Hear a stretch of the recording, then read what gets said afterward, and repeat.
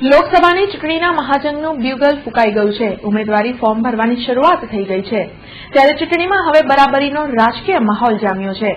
લોકસભાની ચૂંટણી 2014ના ખરાખરીના જંગમાં ગુજરાતમાં ઉમેદવારી નોંધાવવાની શરૂઆત થઈ ગઈ છે। ગુજરાતભરમાં ઉમેદવારો પોતાની દાવેદારી કરી રહ્યા છે।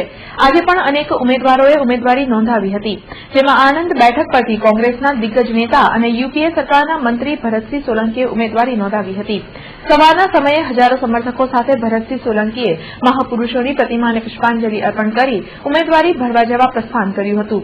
ભરત સોલંકી સાથે કેન્દ્રીય મંત્રી દિનસા પટેલ, ધારાસભ્ય અમિત ચાવડા, એનસીપીના પ્રદેશ અધ્યક્ષ જયંત બોસ્કી સહિત અગ્રણી ભરતસિંહ સોલંકી સાથે જોડાયા હતા। ખૂબ જોશ અને જુસ્સા સાથે ભરતસિંહ સોલંકીએ ઉમેદવારી નોંધાવવા ટાણે શક્તિ પ્રદર્શન કર્યું હતું।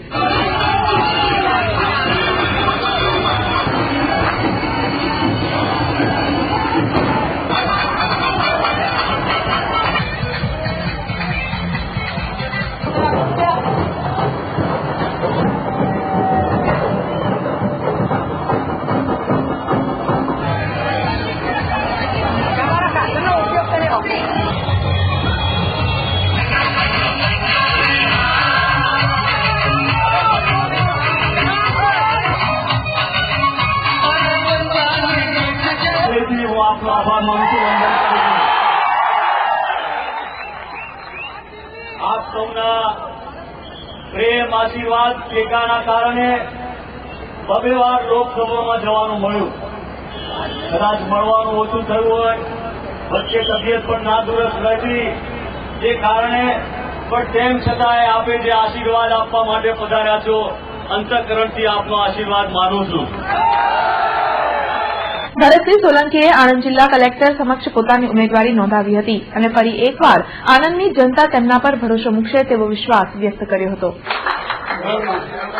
જનતા જનાર્દનનો પ્રેમ, લાગણી, ટેકો અને સહકાર ભૂતકાળમાં પણ મને બબ્બે વાર મળ્યો હતો। 2009, 2004માં મને ખૂબ બહુમતીથી જીતાડીને મોકલ્યો હતો। આ વખતે પણ હું પ્રાર્થના કરું કે એ જે પ્રેમ, લાગણી, ટેકો, સહકાર છે એ વિશ્વાસ બની રહે અને આવનારા સમયમાં એમના આશીર્વાદથી મને વધારે સારી રીતે સમર્થન અને ટેકો મળી રહે એવી પ્રાર્થના કરું છું। ઉલ્લેખનીય છે કે ઘણા સમયથી ભરતસિંહ સોલંકીએ આણંદ બેઠક પર કબજો જમાવ્યો છે। હરીફોને પરાસ્ત કરી લોકોનું સમર્થન મેળવવામાં સફળ ભરતસિંહ સોલંકીએ મોદી લહેરનો ઇનકાર કર્યો હતો અને મોદી પર આકરા પ્રહારો કર્યા હતા।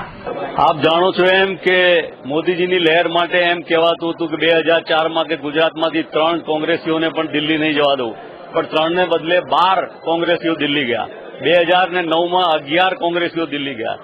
મોદીજી એવું કહેતા હતા કે વિધાનસભાની ચૂંટણીમાં માધવસિંહ સોલંકીનો જે રેકોર્ડ છે 149 સીટોનો, એ તોડીને 151 બેઠકો લાવીશું, તો એને બદલે એમની પોતાની જે બેઠકો હતી એમાં પણ ઘટાડો થયો, એવી મોદીની લહેર છે।